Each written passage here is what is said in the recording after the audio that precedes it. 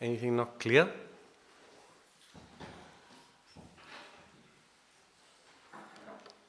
Anything not clear before we go ahead? I was just curious, in that definition of Mic. Venerable. Mic. One sec. Sorry.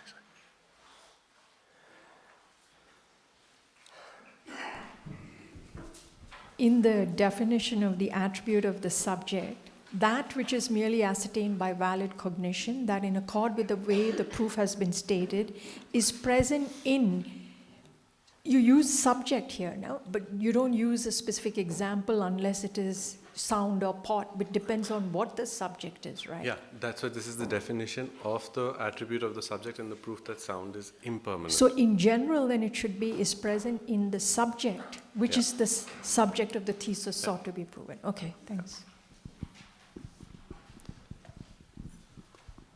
Can we go ahead? Yeah. I got confused about the meaning of present. So is that just an example? Because for me, there was absolutely no connection between the proof where sound is impermanent because it's produced, and if I'm looking at produced in sound, like why are they talking about objects of other consciousnesses? What do you mean? So do you want me to read the definition, the meaning? No, what is the word present is confusing you with the other one, why? Just the way the meaning is being described, because I'm thinking, how is this telling me what to do with the evidence produced in terms of the subject sound? Because it's talking about objects of eye consciousness. Like if I'm thinking evidence is produced, my mind is not going to the other consciousnesses. No, the text says that the reason for saying is ascertained by valid cognition to be present in sound is to remove object of eye consciousness as an example of attribute of the subject and the proof that sound is impermanent. Yeah, I understood that. So then it's not saying when you're thinking of one thing, you also have to be thinking of other things. It says when you're checking around for various things, if they fulfill the definition of attribute of the subject and the proof that sound is impermanent, then things that are not established to be present in sound will be eliminated being the attribute of the subject, like object of eye consciousness, but anything else, even like pillar, pot, cow. So it's just giving that example, like It's just illustrating, example, so you're it's giving other examples of saying those will not be valid examples because they are not ascertained by valid cognition to be present in sound. Got it. That's what it's saying. Yeah. It's not saying when you think of product being present in sound, you also have to figure out these other things. Yeah, it's just saying, Okay, thank you. Also, present here is translated as present, but it's the same thing as established. Now, I think what we have to quickly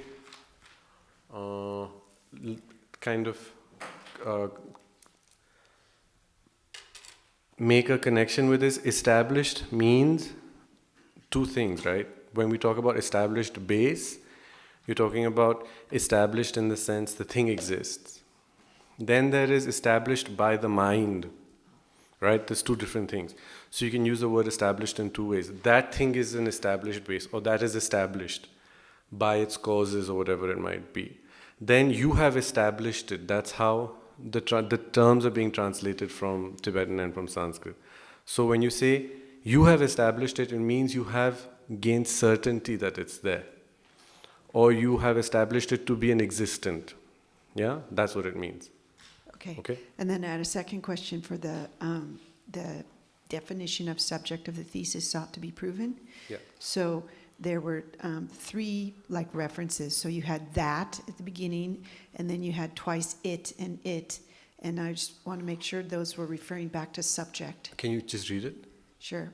That which is held to be the base of the reason, and having ascertained it to be the reason, in accord with the way the proof has been stated, there is a wish to know whether it is the predicate. So that which is, they're So all that referring is to the same thing. subject, They're all and then referring it to the same and thing. it is all subject. Okay, exactly. thank you. That's what it's all they're all referring to that. Clear? Anyone else? So you said there are two ways of established, and those are the word established is used in two different ways.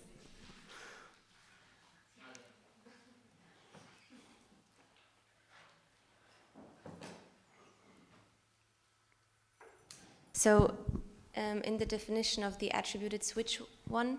Which use of established?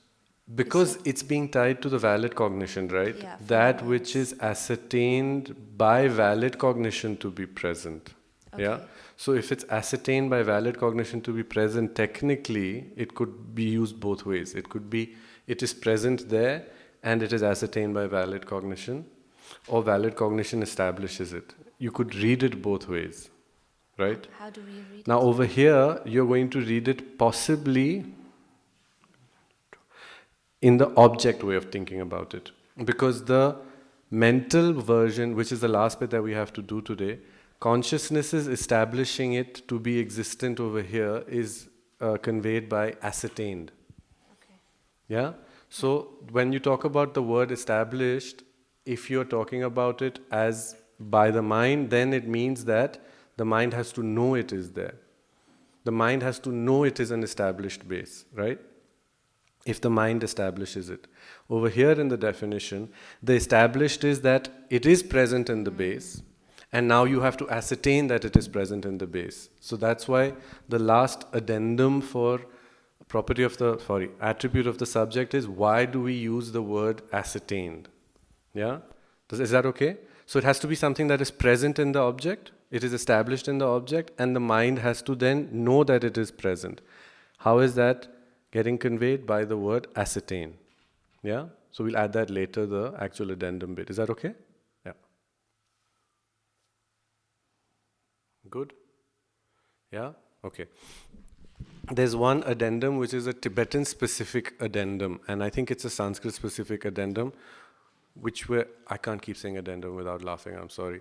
There's an addition that is a specific one in Tibetan that is not there in the English. And so I'm just telling you that it's there because when you read certain translations, it'll say it. But I don't think it makes any sense in English. Okay? This is the position of merely. Yeah? So just don't write anything, just understand this and then know that it is a thing, and if ever you come across it in a text, you'll know what it's referring to. But it's very not English friendly because of how you position the parts of it, okay?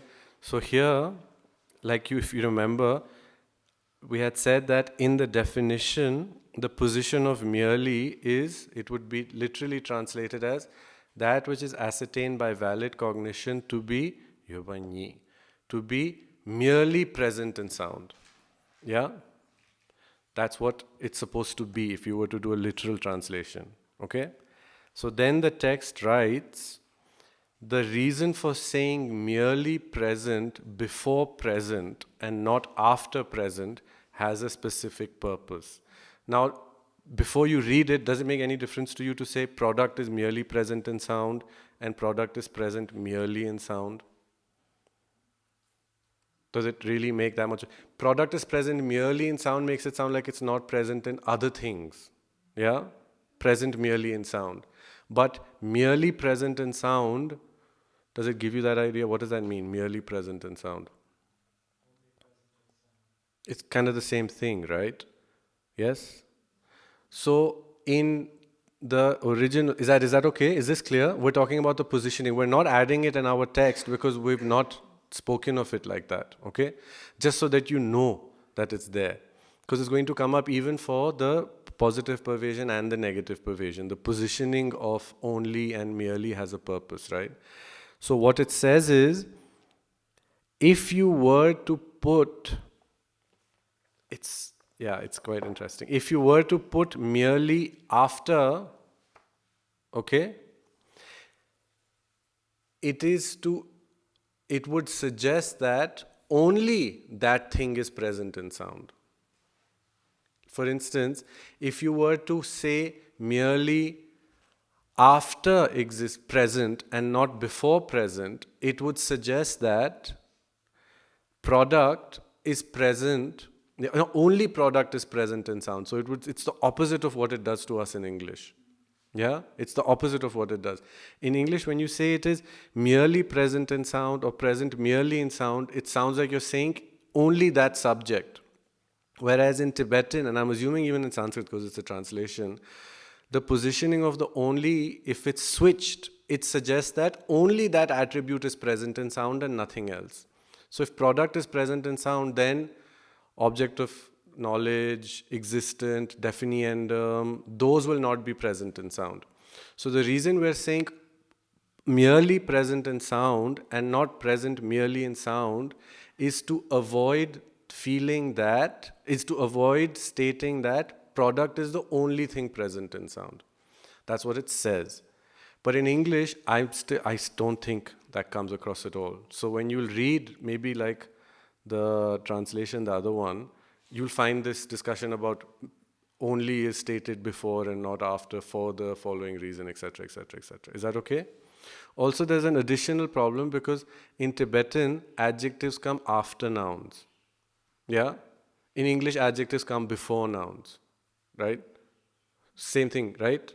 So there's all of these little syntactical issues that I think you lose a lot when you switch over. Tibetan follows Sanskrit very closely, so they don't have this kind of grammatical trickiness. Yeah? So for what we're concerned with, we have present, we have established to be present, we have merely established to be present, we have in accord with the way the proof is stated, and we have so far subject of the thesis sought to be known. Now the last one is, why does it say ascertained? Okay? That's the last addition. Technically, there should also be an addition of the position of merely. But we're keeping that out because it doesn't read well in English. That'll be too much of, like that's real poetic liberty. Yeah, Kayla? Kyla? So, in the definition of the attribute of the subject in the proof, that's right now it reads that which is merely ascertained. That merely is not in the right place. No, we've added it there intentionally. To merely ascertain. Yeah, we've added merely ascertain. We've added this intentionally. I've added it. Instead of putting it as merely present in sound or present merely in sound, because merely present in sound and present merely in sound has an English connotation. But okay. No, just clarify it, whatever you're thinking. Well, it sort of makes more sense. To me, it makes a little bit more sense. It's hard to make sense of it where it is with ascertained, that's all. So you think it's better if it goes near Well, if it has to go anywhere, yeah. merely present? Personally, I think I could make more sense of it there. But what would that mean? I don't know. What would that mean to you in English? If you say guess- product is merely present in sound or present merely in sound. When I think of it, I think of just everything else is cleared away and all it is present. Which doesn't make any sense probably, but All it is does that read? Then you're adding more, no? Then what you're doing is you're adding extra. it's like present and nothing else. Actually, pervasively present is not bad because the quotation is what is it? Dela chij tsulgi chok thamchedam chojila yobakhonangete. So it does have a connotation of everywhere. But that everywhere is supposed to be conveyed by merely, I guess you could say pervasively present. That is not incorrect, actually. That's not bad. Yeah, I know. Technically, it's only. Remember, it's that. Huh?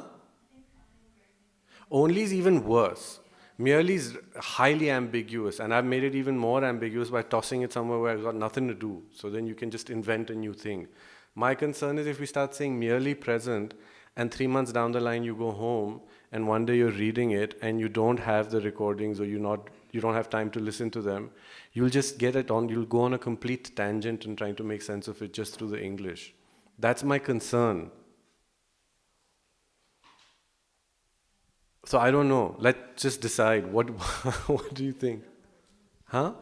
No, we've already changed it. Like we've already made a difference. Oh, so you leave it? Okay, maybe you can.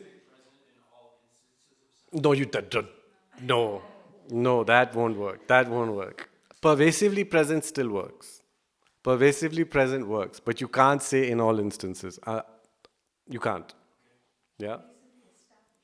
Same thing. How about present without exception? Does this make any sense? Present without exception. No, it doesn't make sense because present without exception becomes a negative phenomenon. Yeah? Yeah?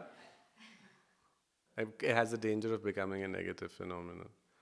I don't know, I'm a little stuck with this one. The other ones are still easy. So I'm a little, yeah, we were talking to Gen the other day when we went up on Saturday, and we just realized like there's a good 30% of debates that you can't do. But not because they're relative to understand the meaning, it's just they're word debates. There's a lot of like, how do you say things in Tibetan? The beautiful thing is, there's about 10% that I've realized so far that Tibetans can't do, because they're English-specific debates. Like the other day when you were debating, I remember Hendrik pulled out some debate and Gen was like, what did he say? And I was like, oh my God, how am I going to translate that? Because there's certain language-specific things, right? And so Tibetan has its own specific debates, Sanskrit will have its own language-specific debates, and English has its own. So 30% of what we find in the text, I have a feeling, is not accessible to us for how we say it, how we structure it. And one is this only, merely, pervasively. It's kind of hard. So, if I give you too many options, it leads to confusion. If I don't give you options, I come across as a dictatorial person. So I'm going to take the middle ground. You have 30 seconds to decide if you want to keep it. And if you're okay with it, then we just go with it. But the meaning should be clear to you at least. Yeah? Merely present? Yeah, so the two options are keep it as it is or put merely present. Who wants to put... No, merely. Who wants to keep it as it is? You've had 4 days to memorize it. You can't ask me how is it. No, how it is. Merely ascertained. Who wants to do merely present? Oh, you've lost, I'm sorry. I know. I'm intentionally putting it where it doesn't make sense. I've intentionally put it. Like I've looked and I'm like, I think here is the only way. Yeah. So I'm trying to give it meaning. You know, like if you make up a new word, like you try and make up a new word and you give it some meaning. That's what I've tried to do. Because I don't want you to get confused. That's my concern over here. I saw. Merely present? Revote. Merely present. I'm absolving myself of responsibility. So, merely present. You're still losing, unfortunately. I'm sorry. You are? Yeah, it doesn't matter, no? Even for me, it doesn't really matter. We can go with whichever one it is.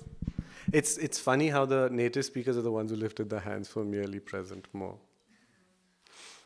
Anyways, you've understood the point. That's my thing, okay?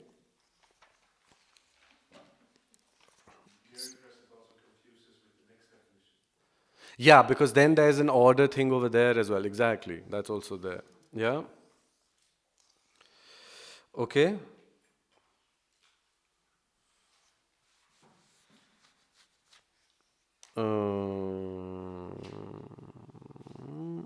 Yeah.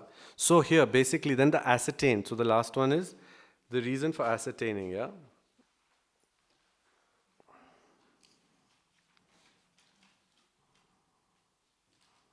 Okay? So the reason for saying ascertaining...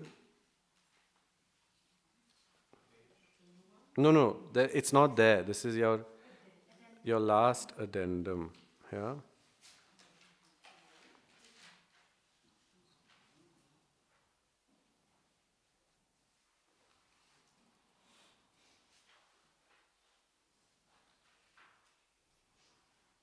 Okay.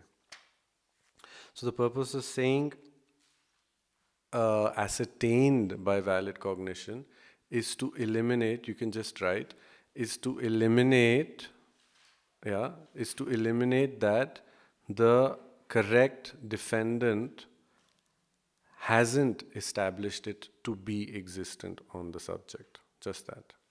Yeah? So for example, okay, is that just right? Yeah, sure.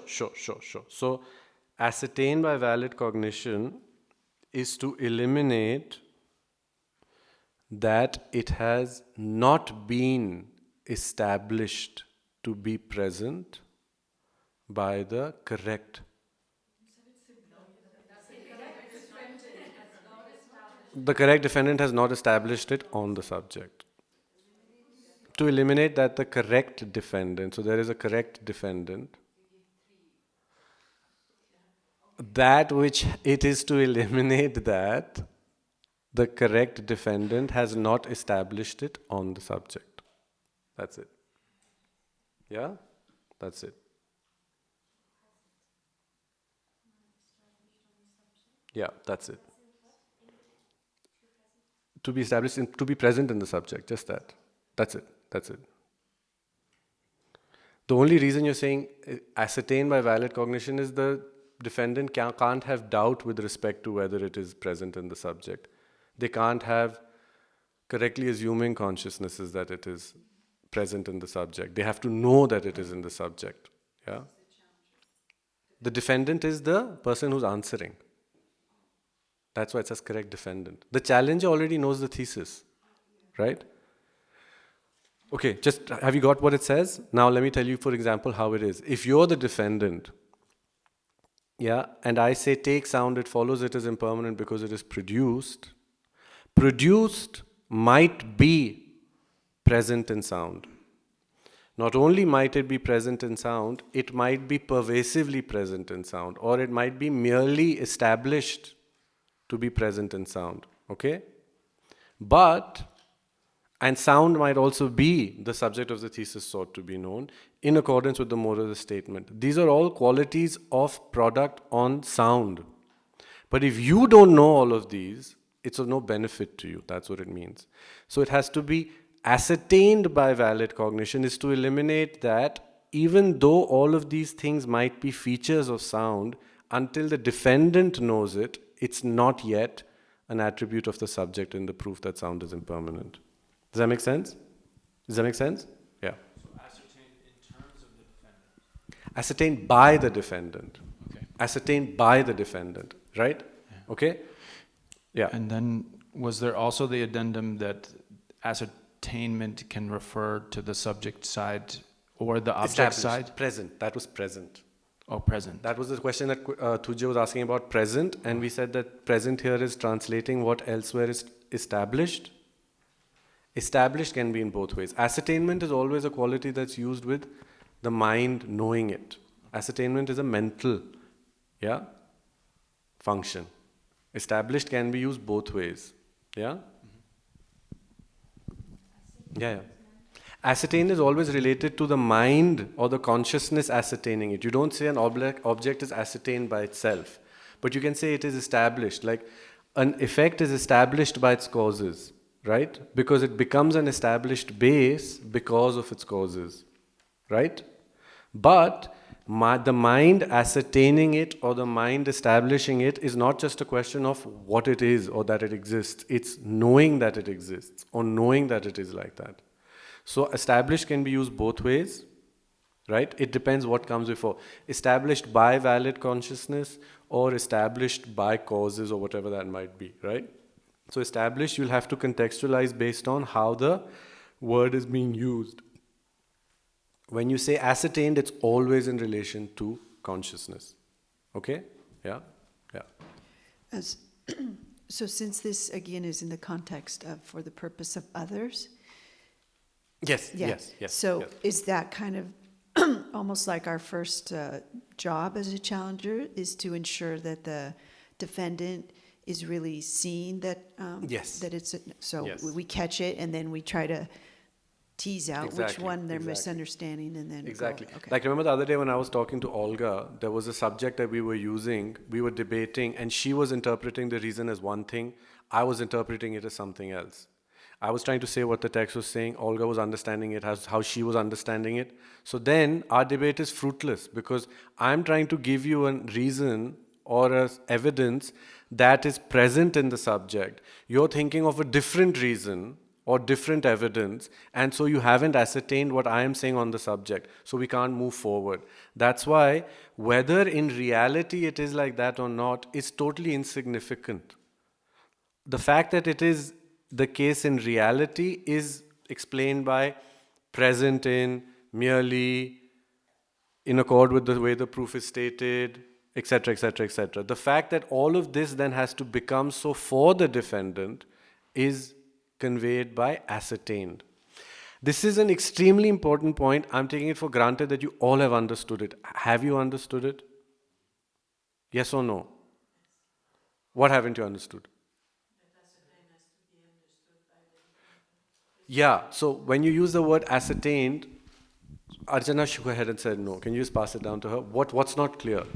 No, because this is really important. There's something that we do in debate which is, sometimes it's like you're finding a unnecessary escape route. So what is this? Tell me what you're not clear about. So when we say ascertained by the defendant,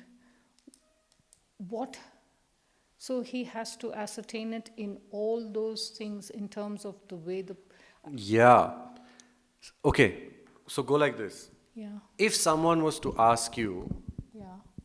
are all compounded things impermanent? What do you say?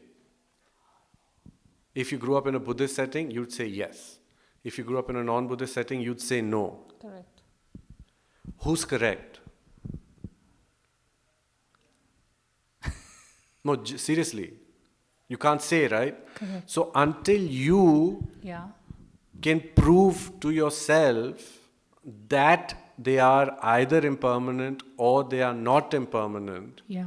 what the reality of the situation is irrelevant. Okay. So for you to say compounded phenomena are impermanent, for two things have to be accomplished. One, they actually have to be impermanent. Right. Because if they're not impermanent, you can't know that they're impermanent.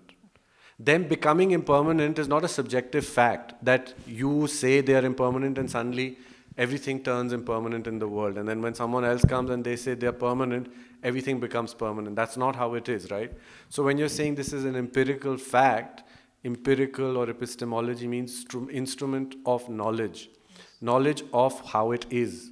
So for it to be like that also, however, is not sufficient, because its being like that has to be ascertained by you to be like that. So for something to be the attribute of the subject, it has to be present in the subject, Yes. right? Yeah. It has to be merely ascertainable to be present in the subject. So it has to have these two features, Yes. in accord with the way that the statement is being given. Okay. And the subject has to be a flawless subject sought to be known. Right. These are all qualities of the attribute of the subject and the subject, irrespective of you, me, anyone. Right. Now, all of this has to be known by a defendant for product to become an attribute of the subject in the proof that sound is impermanent for that defendant. So you have to ascertain that it is present, you have to merely ascertain that it is present, you have to ascertain this in accord with the way the proof is stated, and for you the subject has to become a subject of the thesis sought to be known.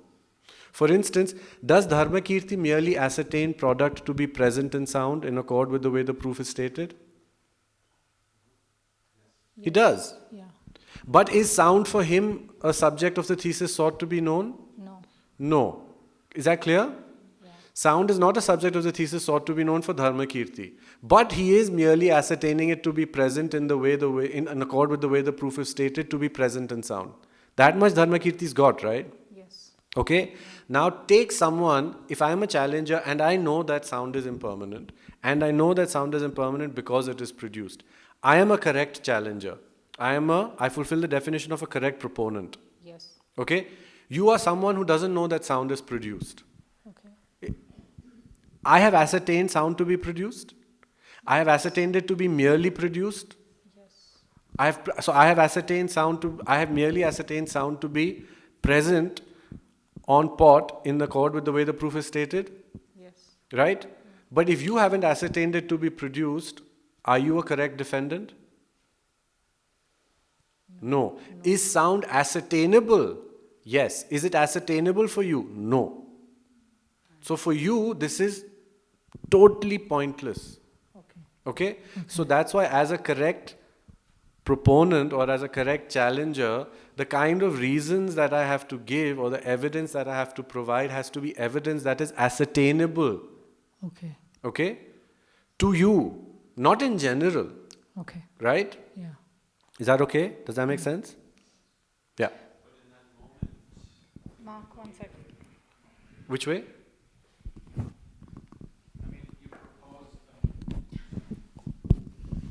Two mics. If in that moment, I propose a reason, and then the defendant either gets it or doesn't, right? Or So you know what? This is a tariq doubt. But this is a tariq doubt when you have an incomplete picture. The reason why I'm saying it is not because you have an incomplete picture, because I remember when we also study tariq, we don't study tariq on the back of having done the entire process. On the back of having done the entire process, when you've done that, then you know that first you've given a consequence.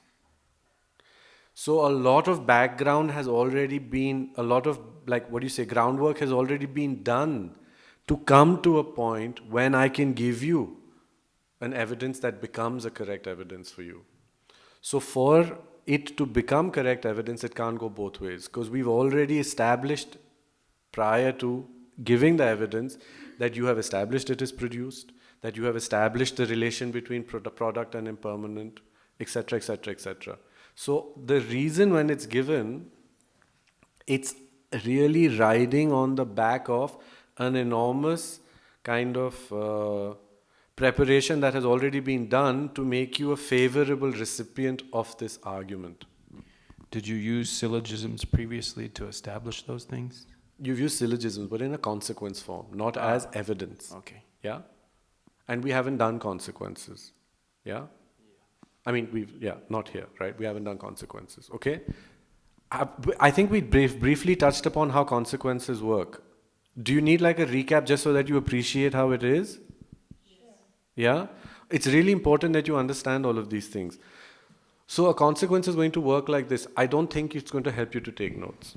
If you want to take notes, please do take them. But I'm saying because I'm saying the same thing I said last time. You probably have it on some prior page as well. Okay? So, go with the emptiness one. It's the nicest one actually, yeah? Things are empty because they're dependently originated. This is the favorite one, right? Everyone says this. For you to say this, you have certain opponents who don't accept that things are dependently originated. Yeah? For instance, you have a certain school in India who are called Charvakas who say that things happen randomly. They don't say that things depend on others. Okay? Then there is another school who traces back existence originally to some sort of creator. So when you take it back to a creator or to a primal substance, you don't talk about dependence. So there are certain things that certain people don't accept to be dependent. Okay? So this is, if I am a Buddhist and I am a Madhyamaka and I'm trying to prove that things are empty, and I'm using my reasoning of dependent origination or dependent arising, it's going to require a lot of work for me to do the field work to make it viable to you, right?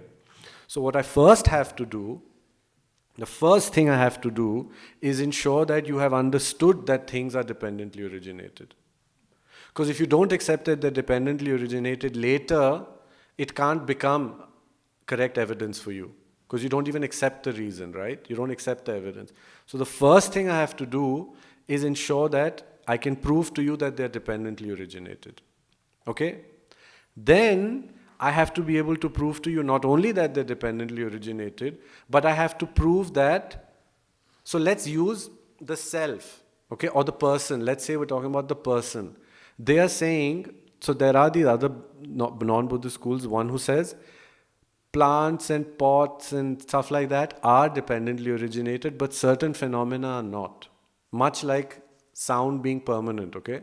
So they'll say things like, the things that they say are not dependently originated, for example, the creator, okay?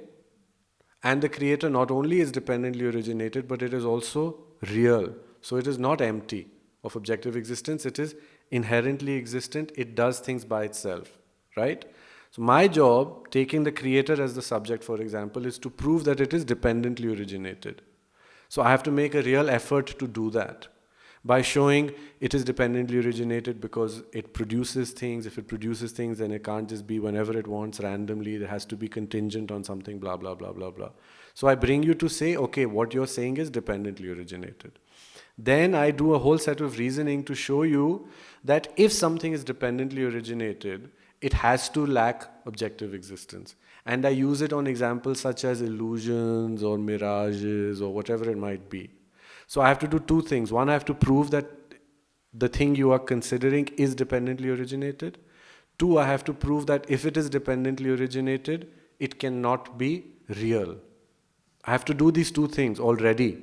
I have to ensure that the defendant has got this. At that point, I give a consequence and I say, take the creator, for example. It follows it is not dependently originated. What will you say? You'll say, why now? Because I've proven to you that it is. And then I'll say, because it is truly existent. You still believe that it is truly existent. Okay? So you can't say reason not established. I have proven to you that if it is dependently originated, it can't be truly existent, which amounts to saying if it is truly existent, it can't be dependently originated. So you've got the reasoning both ways.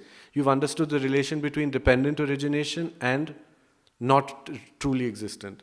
If it is dependently originated, it cannot be truly existent, because if it is truly existent, it cannot be dependently originated, right? So when I give you the concept, now you are this person. Pretend you are this person. Okay? Take the creator. It follows it is not dependently originated. What would you say? Why? Because it is truly existent. Can you say reason not established? No. Can you say no pervasion? No. Can you let go of the fact that the creator is not dependently originated? You can't, because you've ascertained it. You've ascertained it. Remember this. You've ascertained that it is dependently originated. Or the primal cause. Let's not call it creator. The primal cause is dependently originated. You have ascertained it to be dependently originated. So you can't let go. You've removed doubt with respect to that. Can you say no pervasion? No, because I have made you ascertain it.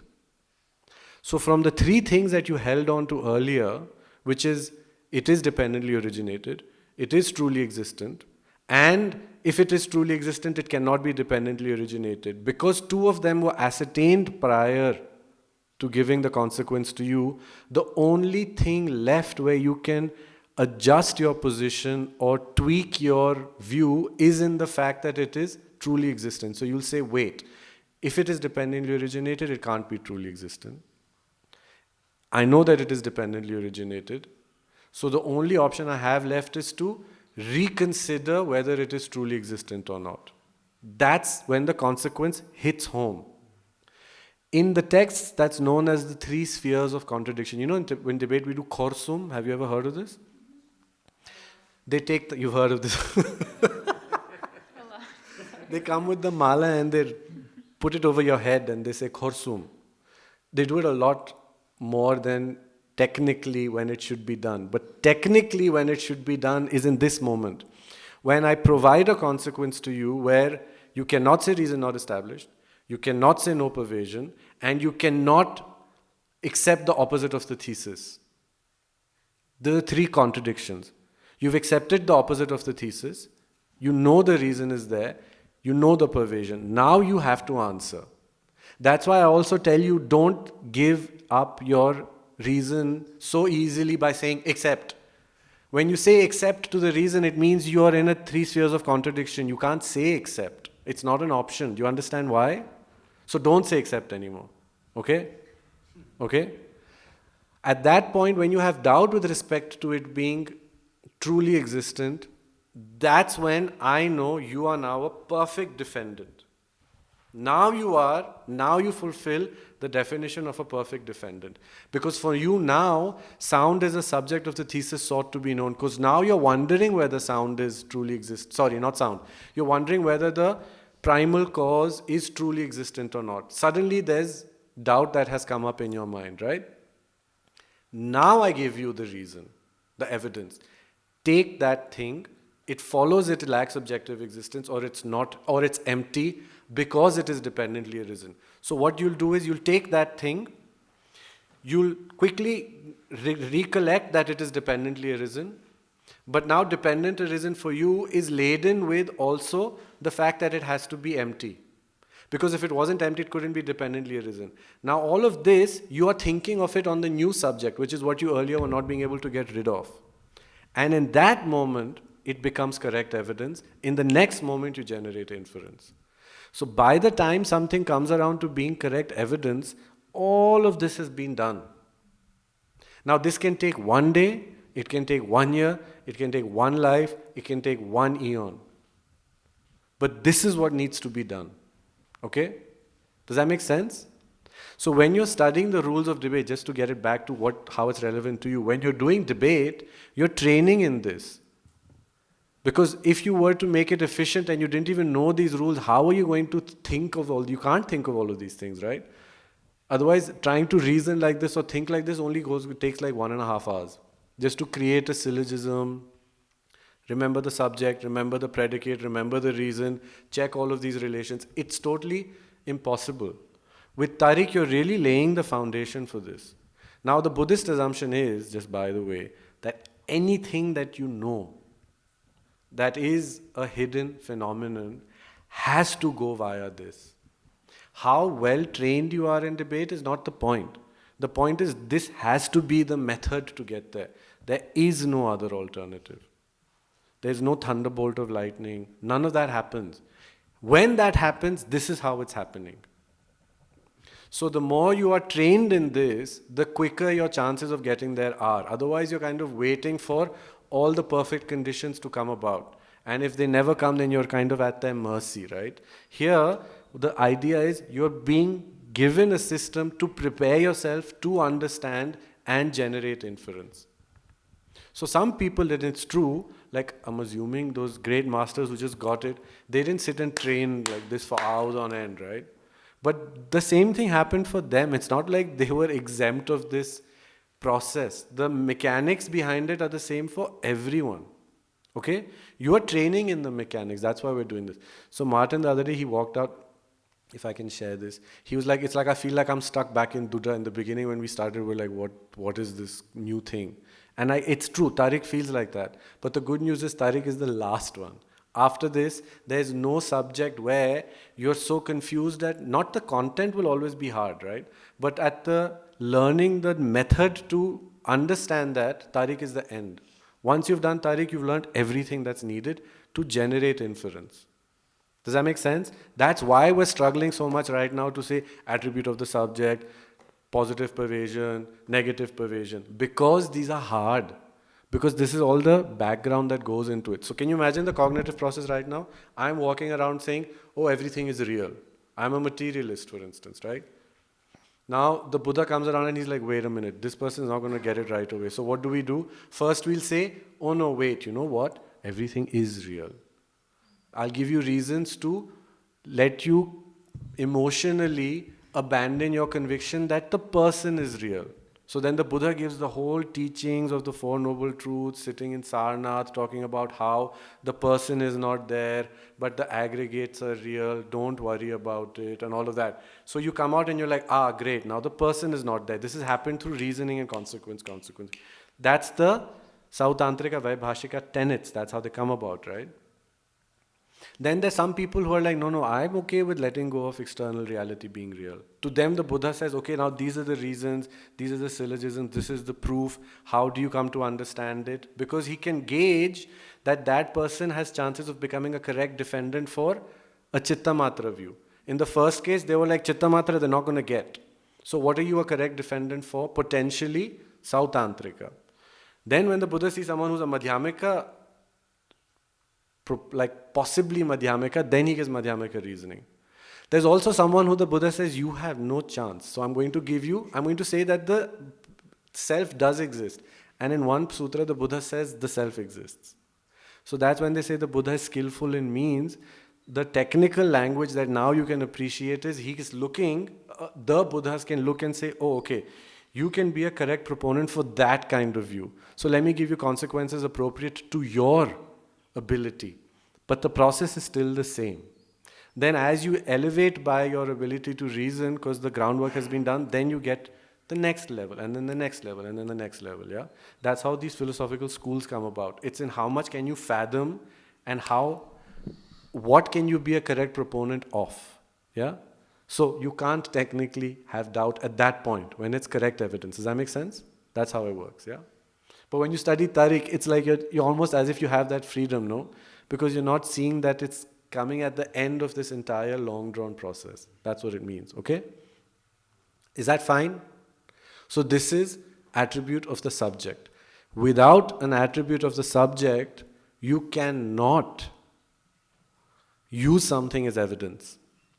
Why you can't use it as evidence is because that reason that you've given or that evidence that you've given can't do anything for you. Because it's not there. You haven't ascertained it to be present in the subject. Clear? Okay. Now that's the groundwork. Are the debates clear?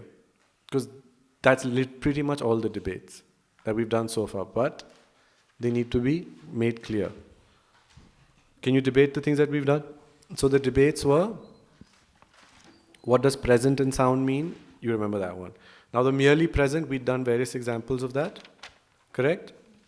And the merely present and sound was to consider whether pot can be proven to be a definiendum. Is there an attribute of the subject that can prove pot to be a definiendum? That was one. The other one was, is there an attribute of the subject to prove that pot is isolate of pot? Right? These were the two main ones. Okay?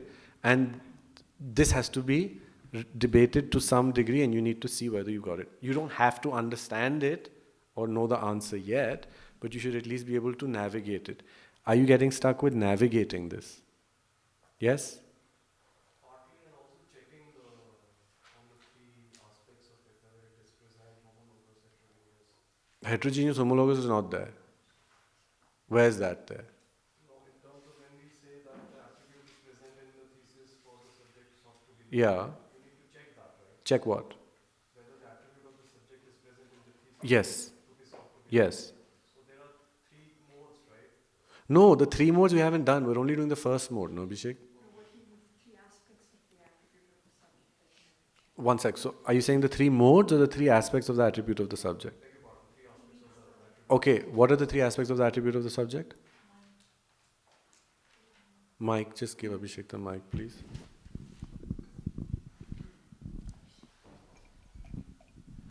So it's the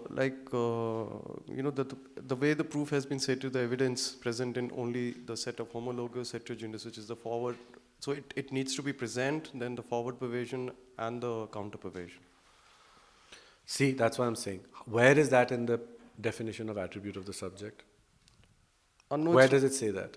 it's not in the definition, but how do you check that's the same? So, one sec. What are you checking for? Whether the attribute of the subject is present in Why are the you thesis. bringing these in? Why am I bringing this in? Because in the debate it occurred. Okay, then that's not relevant. You understand what I'm saying? Like if you're saying, is this a cow? And you say, does it have 32 ribs? It doesn't matter. Mm-hmm. That's not what you're checking for. Mm-hmm. Right?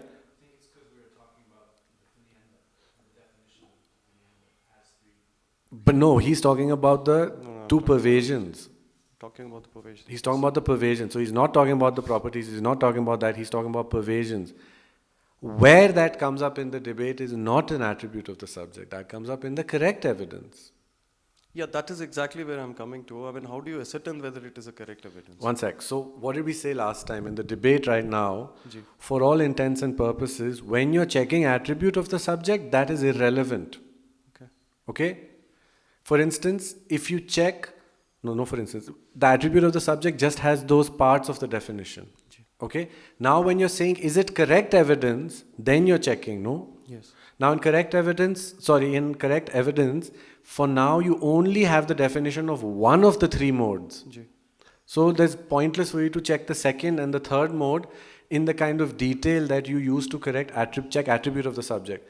That's overreaching. So right now, for all we're concerned with for correct evidence is with what we said last time is you check thoroughly the attribute of the subject. And then the other ones you just say if there's pervasion or not. That's all that you have to do. Because if there is pervasion or not is going to amount to the second and the third mode. But right now, because we haven't done it, you don't have to worry about it. With all of its details, so homologous case, heterogeneous case, that's all extra that comes in positive pervasion and negative pervasion.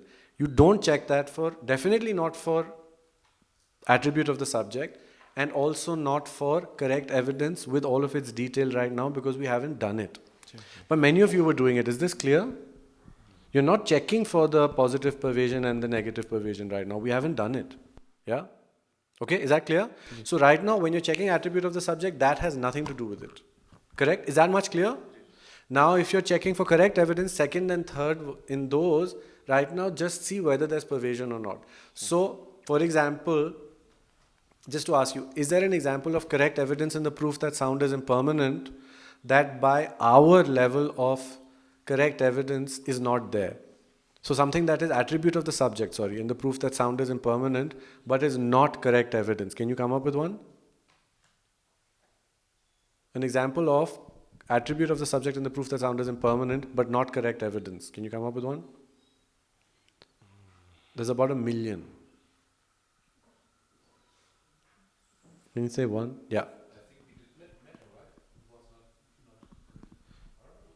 Matter. Is matter, if it is matter, does it follow it is impermanent? We're checking something that is attribute of the subject, but not correct evidence. In the proof that sound is impermanent. Existent, phenomenon, definiendum. Yes? If it is existent, it doesn't follow it is impermanent, so it can't be correct evidence. But is it attribute of the subject in the proof that sound is impermanent? Take existent, it follows it is correct, it is attribute of the subject in the proof that sound is impermanent? It fulfills the definition of attribute of the subject in the proof that sound is impermanent. What is the definition that it fulfills? How does it fulfill it? It is merely ascertained. Just read it out to me. Take existent, it follows it is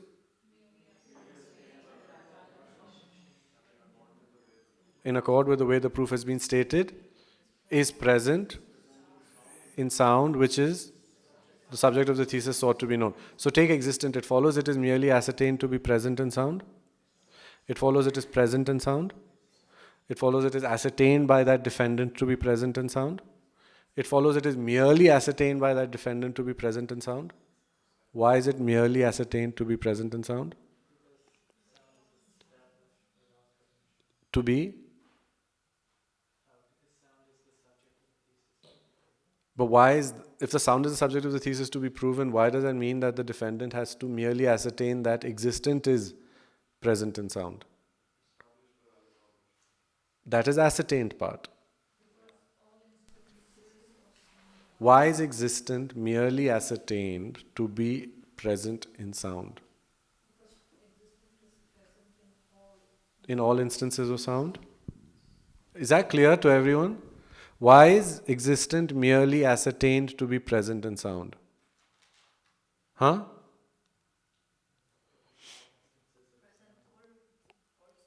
All sounds are existent, or all instances of sound, whatever. You have to come up with a reason. It doesn't matter whether it's right or not, because whatever reason you give is then going to become subject for debate, right? So come up with something. What is it? Because all instances? Because existent is present in all instances of sound. Venerable? One sec. What did you say? Because all sounds are existent. Who was saying I thought? You thought? You could say all sound is necessarily existent. Okay. But then I thought earlier you said we shouldn't say it's present in all instances of sound. That's why I'm asking you for whatever your understanding of this statement is. Then we debate it, no? Okay. So if we don't have a position, then we have nothing to debate. So right now, we have two positions. We'll debate them now. Tariq is, like we said, Tariq is debate friendly, right? So we have to debate them. Archana said all instances of sound. Venerable said all sounds are existent. Because if it is sound, it follows it is existent. We've got three now. What is yours? Sound is necessary. Okay. Or not. Jason had a really weird one. last week. Okay, so these are all the answers that are coming up in your debate. Jason's thing was because he had two positions. One was, oh great. The first one was because it is not present in all sounds, but it is present in all sounds that are the subject of the thesis sought to be known. That was his first one. The second one was, it is not that it has to be present in all sounds, it is that it has to be present in a sound which is the common locus of the subject and the predicate. This was the second one. So this is the kind of attempts that we're trying to draw from you. Try and come up with different answers and then try and test those. So the first one that Archana said and Venerable said sound the same. Ornella and Mark are saying something similar. Jason had the first one and the second one put to the test. Now you've got a third one. This is what you need to do. Okay? You need to understand what the text is saying. That's all the text has. You need to make this clear to yourself. Okay? What's your third one? This I got from Henrik. Okay, what which is maybe yours? is not Henrik's position. I only answered why If it is sound, it has existence. Did you say this? I didn't. Okay, so these are the kind of things that we want coming out of you. Various attempts at this. Now all of them have to get tested, right? So I can test them and show you how to test them, but later you have to test them in the debate. Those are the reasoning and the investigation that you do in attribute of the subject is this. How are you going to justify it, okay? So your one is one, yours and Archana is more or less the same. Yours is a little easier to understand, okay? Yours is easier to understand. Why? Because there is a nuance. Archana has said in all instances of sound. You've just said all sound. There's a difference between saying those two things, right? So now, there's a difference there. You have said if it is sound, it follows it is existent. That's Ornella. Mark had earlier said sound is necessarily existent. Technically even that's a different answer. Okay? These are different answers. Jason has three now, one which he attributes to Henrik. All of which need to get tested. So first we'll do Archana's. Okay? Just follow the reasoning. Now I'm debating with you. Now I have nothing more to say. We have to, okay, thank you. We'll go with attribute of the subject today, okay? If we start going on the second one, it's going to be too much. So we just stay with attribute of the subject and we just debate it now, okay? Good. Take definiendum. Yes? Or take not definition. Let's go with that. Take not definition. It follows it is attribute. No, that's not also fine. Yeah, it follows it is an attribute of the subject in the proof that pot is a definiendum. Take not definition. It follows it is an attribute of the subject in the proof that pot is not definiendum. That pot is definiendum, sorry. Except, louder, please say something. Huh? No. Take not definition. It follows it is attribute of the subject in the proof that pot is definiendum. No. Except. Excepts? Who are the excepts? Be brave. I braved a flat tire to get here. You better give me answers. Come on. The scooter was skidding everywhere. Come on. You're the only one. No, I mean, I don't know, So say something. Okay. You? This is your answer. Why? Why? Okay. It follows it is not an attribute of the subject in the proof that pot is definiendum. Except pot. Pot is definiendum. So pot is a definiendum because it is not a definition. Attribute of the subject. Is it? Except, or the more are coming. You're saying it is or not? Attribute of the subject in the proof that pot is definiendum. Venerable, is it? Not definition. Yes, no? Yes, no? What do you think? So intuitively you'll feel one thing, then we have to debate it. What do you think? Is it attribute of the subject in the proof that pot is definiendum. No? Who's whispering? Except. Archana, what are you still thinking? It's still the same syllogism. It's why? Okay. Why? So we just have 1 except, 2 except, 3 except. Everyone else is why? Okay. Except, 4 excepts. All whys? To all the whys, now you just all relax right now. To all the whys, give me a correct sign in the proof that pot is definiendum. If this is not, then give me an attribute of the subject in the proof that pot is definiendum. Make one. Because it possesses the 3 properties of a referent existent. Okay. Anyone else? Imputed existent. It possesses the 3 properties of an imputed existent. Silence has been said to be one of the biggest obstacles to debate. When you're developing karma binding, in the next retreat, then you please be quiet. Right now, this is debate, so start answering. Go on then. Attribute of the subject in the proof that pot is definiendum. We have only 2 examples and we have 30 people. It's not okay. First example is not definition, which has been accepted by 4. All the other skeptics have given currently only 1 alternative. So either all you skeptics agree with one or you give me another alternative. In the corner of the skeptics, representing all of the skeptics is Olga with her, possesses the 3 properties of an imputed existent. How many people are in her corner? Okay. Who has another option?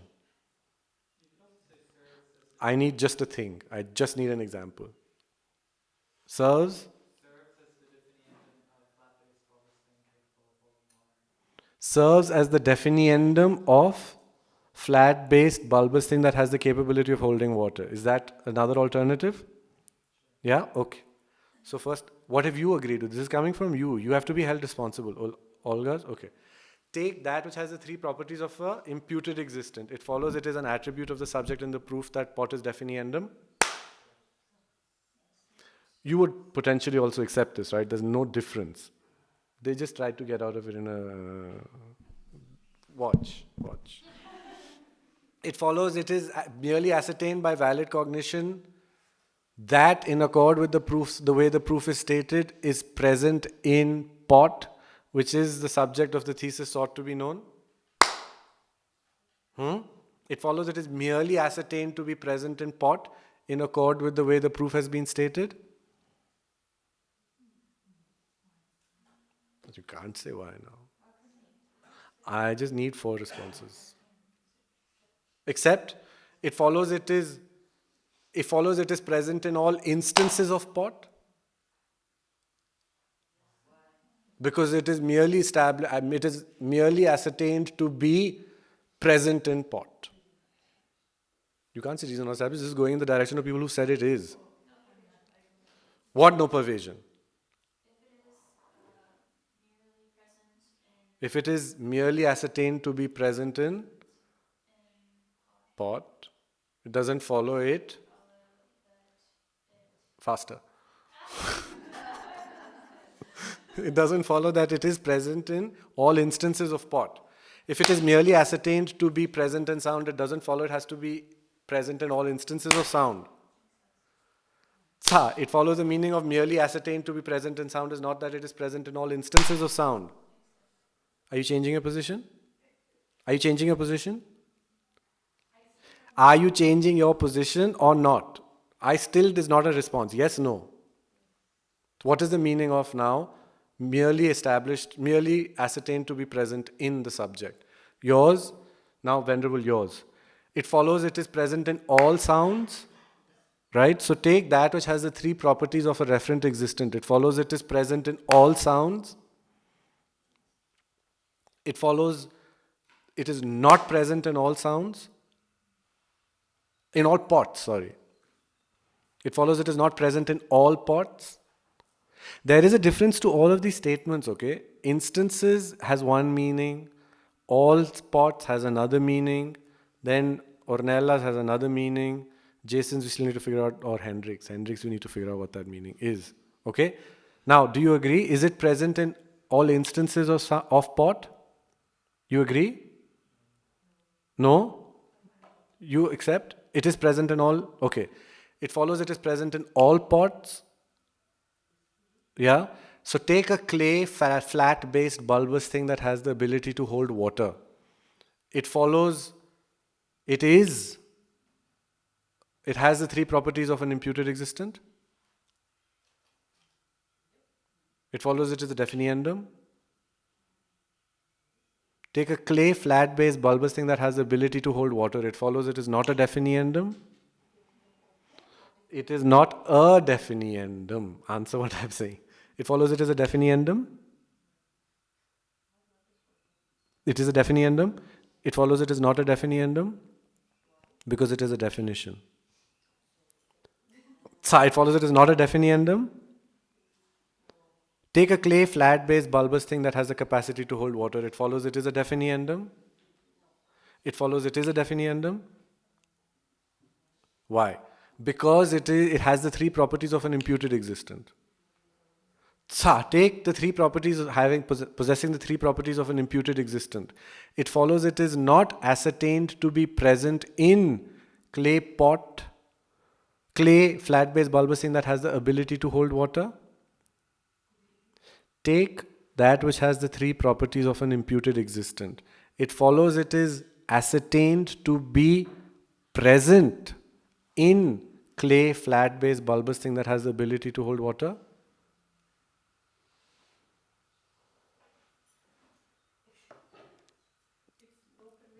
Now, I haven't given a reason yet. There's no reason yet. Doesn't work. Water? Give 4 responses. Whatever doesn't work doesn't mean anything. Why? It follows it is not fine. It follows, so take that which possesses the three properties of an imputed existent. It follows it is not present in all pots. Yeah? Right? That's the debate over here. It follows it is not an attribute of the subject. Because it doesn't fulfill the definition of attribute of the subject in the proof that pot is definiendum. That's the first debate. Now, same thing with all pots. You can do the same one, okay? Now, same one with you also. Okay? Mark? Ornella? Take that which possesses the three properties of an imputed existent. It follows it is an attribute of the subject in the proof that pot is definiendum.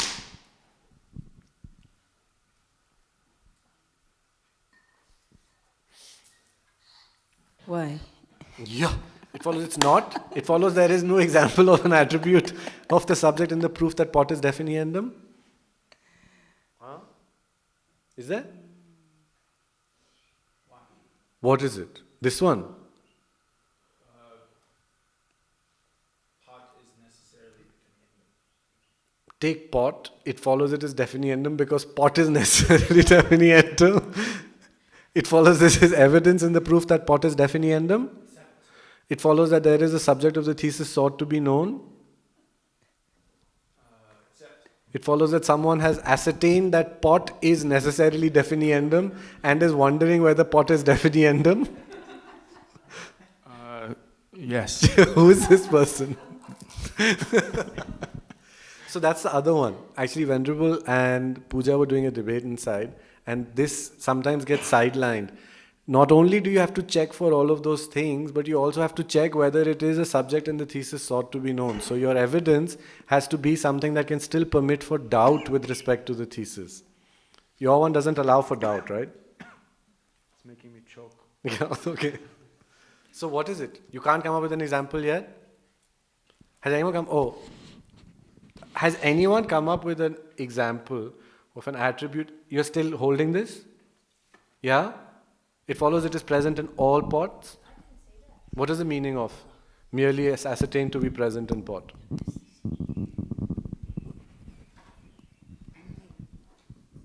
It's easy not to agree with something, no? Then when you have to come up with the right answer, then suddenly everyone has gone into Maun Vrat. Everyone's quiet. What is this? Huh? What are you doing? What is happening? It's like a Nune retreat. Answer the question. Well, since Mark said that we can also that to be pervasively present. Yeah. Say what you want to say. So at least I have something to debate. Yeah, I mean, to me right now, it's like if I make the root of thinking. So take pot, it follows. It's not its illustrations. It's kind of it itself. You know what we say in debate when someone answers like that? Okay. In Tibetan, we say "drum mashe," which means don't give us stories. Give us an answer. What am I supposed to do with this? Give me the meaning of merely ascertained to be present in pot. So the subject is pervaded by the reason. Take pot. It follows it is pervaded by that which possesses the three properties of an imputed existent. If it is pot, it follows it is that which possesses the three properties of a imputed existent. Is that the meaning of pervasion? Answer the question. Why? Because it is pervaded by that which possesses the three properties of an imputed existent. No pervasion. Take permanent. It follows it pervades. One with pot. Accept. Yeah? Take permanent. It follows it pervades definiendum. Accept. Take permanent. It follows it pervades object of knowledge. Accept. What is the meaning of pervade then? It is present in. Now you're doing this. Now you're doing chapatis. So first you were giving fairy tales, now you're making food. What does that mean? Okay, one sec. If it is present in something, it follows it is pervading that thing. If it is present in something, it follows that thing is pervaded by it. Accept. Take closing its leaves at night. It follows it pervades tree. Why? Because tree is that thing. Tree does not. Yes or no? its night. Because what is what? Because tree does close its leaves at night. The whole reason is wrong. Reason not established, Four. I guess, or what? Yes, take closing its leaves at night. It follows it is not present in tree. Accept. It follows It's not it. present. It follows it is not present in tree. Accept. It follows it is not present in tree. Just say that again. Accept. Take merely ascertained. It follows it is not to exclude closing its leaves at night being an attribute of the subject in the proof that trees are sentient. It is not. Is that the purpose of adding merely ascertained? It is to exclude. It is to exclude, therefore it is ascertained to be present, but it is not merely ascertained to be present. Closing its leaves at night. Can you state that again? Take closing its leaves at night. It follows, it doesn't fulfill what part of the definition in the proof that it is an attribute of the subject in the proof that tree is sentient? It is not ascertained. It is not ascertained to be present. No. So the purpose of adding merely was not to exclude. Not to By adding merely, do I you thought it- exclude closing its leaves at night being an attribute of the subject in the proof that trees are sentient? Is that the purpose? I thought, sorry, I have to recheck everything now. I thought it is to exclude that example. It is to exclude that example? Yep. So by excluding that example means what? That it is not merely ascertained to be present, correct? To me, the merely doesn't make any difference yet. It's not ascertained, it is not merely ascertained. No, but then why are they giving two different examples? So then explain the text. The text is saying, one sec, so closing its leaves at night is the same on tree as object of eye consciousness is on sound. There's no difference between the two. It's just not a valid reason. One sec, it's the same, Yes. is the reasoning the Yes. same? So how is this used as an example to justify to explain the purpose of merely It's and not not the the same. purpose of present? Okay, maybe it's not the same because there can be an instance of tree that closes its leaves at night, but there cannot be an instance of, what was the other? Of pot, of sound being object of eye consciousness? Yeah, there is no. Therefore, by adding merely, how do you explain this? So that's the difference then. No, so merely ascertained to be present and ascertained to be present are explained through these two different examples? I guess, yeah. Yeah, so merely ascertained to be present. If you didn't add merely ascertained to be present, would it fulfill the definition of attribute of the subject in the proof that tree is sentient? without the addition of merely ascertained, is it still the definition of attribute of the subject? To me, it's not. One sec. Do you get the debate? If you remove merely ascertained to be present in accord with the way the proof is stated, does it still fulfill the definition of attribute of the subject in the proof that tree is sentient?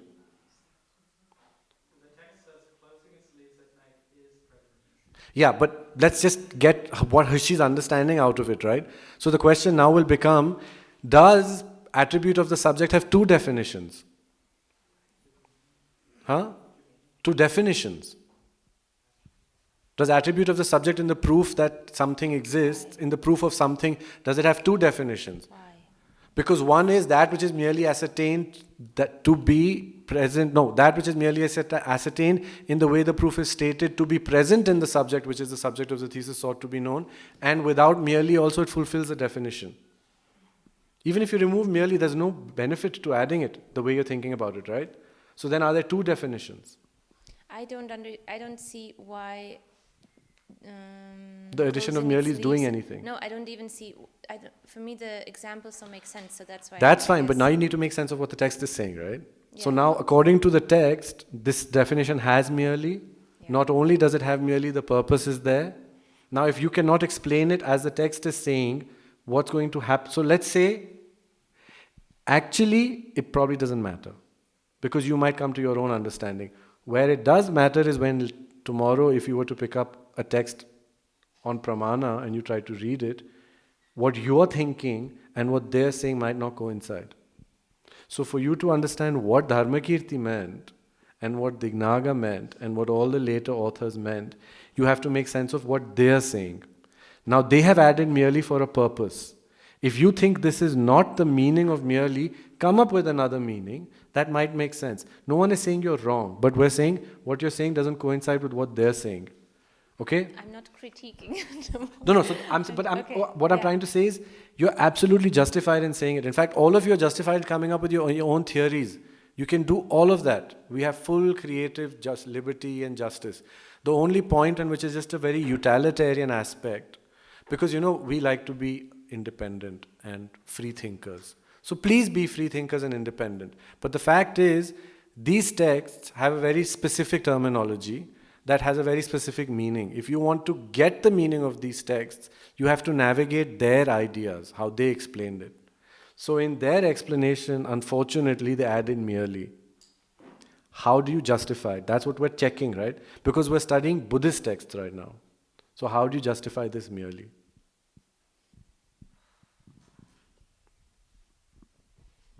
You still have to think about it. Yeah. Do you get at least where you have to think about it? Yeah, that's it. I'm kind of waiting for other debates where I can see the reasoning structure. And then So after I think that the other ways you it's can see it is kind of like this. Are doctors present in Indians? This is a tree example now. Same example, yeah. Yeah. Can you No. ascertain, can there be a valid cognition that ascertains doctor to be present in Indian? Can you ascertain, is there a valid cognition that ascertains doctor to be present in Indian? Except? Right? But does that mean all Indians have to be doctors? No? Right? Is there a valid cognition that ascertains, so many things like this, right? Is there a valid cognition that ascertains monk to be present in Tibetan? Monk or nun to be present in Westerner? Nun to be present in Canadian? Does that mean that if it is Canadian, someone has to be a nun? So, do you say that there are valid cognizers that realize this? So, present in can have two meanings. It's again gives such a beautiful example over here. He says, doctors are present in Tibet means doctors live in the country Tibet. Doctors are present in Tibetan means there is a common locus between doctor and Tibetan. That's how we speak. Correct? Right? So, that's other reasonings to show this, Anastasia. Do you get that? We say this. Not only do we say this, we do ascertain it. Yeah? But that doesn't mean all of them. Now, this is the various examples that come up. Is that clear? Like, Yeah. I thought that I always was trying to think in either if or take statements, so I was not, like, that was the bit So this I is the- couldn't- But when we say take doctors, they are present in Tibetans, it's obviously nor take doctors. No, it is take. It's a take statement. Take doctor. It follows it can be as it is ascertained by valid cognition to be present in Tibetan.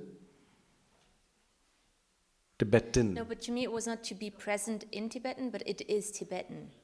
No, but that's not what we're That's asking. wrong, so I Right, couldn't so we're understand checking for the exactly. meaning of being present Yeah, in I think- Tibetan, you understand? Yeah, and I think now I can Yeah? understand, yeah. So can you ascertain it to be present in Tibetan? Yeah. In English, we'll say Tibetans.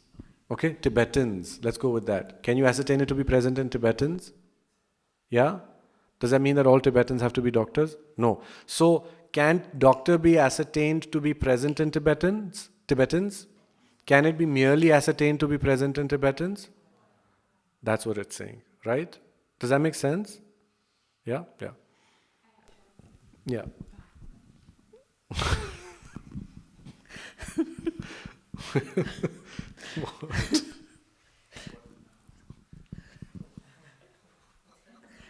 Sorry.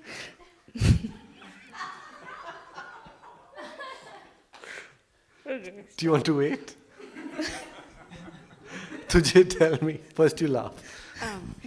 Well, so that all made sense, but it seemed like you just destroyed that. Because we in the debates, because we're like saying that these are, well, the whole idea that doctors are present in Tibetans, the difference between the two makes sense, but then when people gave their reasons, then you destroyed them. Yeah.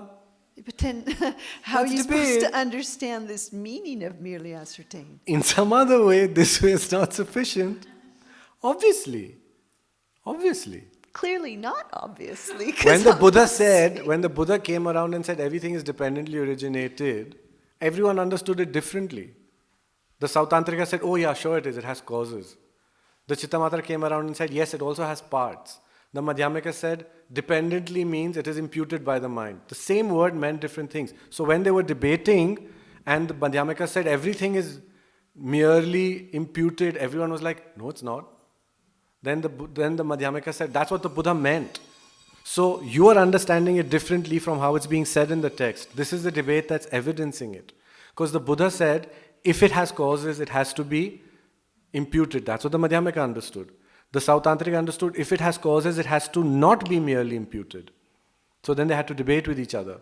What you have understood is clearly not what the text is saying, and it's being cleared by this debate. So you need to rework your thing. So the statement that everything is dependently originated had to be reworked by each person. The statement that it is merely ascertained to be present, the way you are understanding it right now, might need reworking. How do you have to consider that it might need reworking? Through this debate, that is the standard debate in the text. Got it? So how do you realize that you have to rework the idea that things are dependently originated? With the reasoning given by Madhyamikas. How do you realize you have to rework the understanding of merely imputed? By the reason given by Sautantrikas. So they're doing you two favors. One, they're telling you the thing, and then they're giving you the debates to check for yourself and see whether you've understood the meaning correctly. That's it. That's to get the meaning. What's the other benefit? You're learning you're still practicing debate. So it's got dual benefits, right? So I can just give you the debate. I'm not going to give you an answer. So I will try my job is to try and undo whatever things you have, so that then you have to reevaluate them. That's it. So I will clear this. Yeah. Take the subject Tariq. Uh-huh. It follows it is merely ascertained and comprehended by a valid cognition. So should I add not in front of comprehended or just leave it?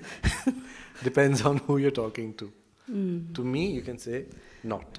To Gen, maybe it is comprehended. Oh, okay. Yeah? So that's a correct syllogism. That will depend on the person. Okay. Yeah? Thanks. So this is, my point is, when we're going to close the class today, I haven't given you any new debate. Because now all the A's and B's you've done, I think that's familiar. This is the most important one that you need to try and figure out in Tariq, in attribute of the subject, right? So like we said, there are traditionally certain aspects that are very important that need to be unearthed. This is the one that is tricky in the attribute of the subject, yeah? So you need to make sense of this. So when I ask, can doctors be merely ascertained to be present in Tibetans? Yeah. Just because I'm still like how it is placed merely, I'm asking not whether all doctors are Tibetans, No. but whether all Tibetans are doctors. Again, if that's how you explain it, then it'll be a problem with definiendum on pot, on one with pot on pot. So you need to find a way to justify this. Does that make sense? I can't tell you that's what it is. But what I can tell you, the only thing the text is saying is, in the case of closing its leaves at night, which is present in trees, it's not merely present in trees. And the reason it gives is because, like you said, if it is a tree, it doesn't follow it, closes its leaves. And that's all the text says. So the same reasoning, if I was to extend it to other things, I'll say, because if someone is Tibetan, it doesn't follow that they have to be a doctor. Or if someone is a doctor, Indian, it doesn't follow they have to be a doctor. Right? Like, can intelligent person be found in Indians? Yes. Can it be found in Americans? Yes. Can it be found in Canadians? Yes. Right? That way. But does that mean that all of them have to be intelligent? In India, yes. Maybe outside, no. I don't know. Right? So that's how you will extend the reasoning. This is trying to use the reasoning in different situations. And just do it first. I don't want to stay too much. We'll stop there.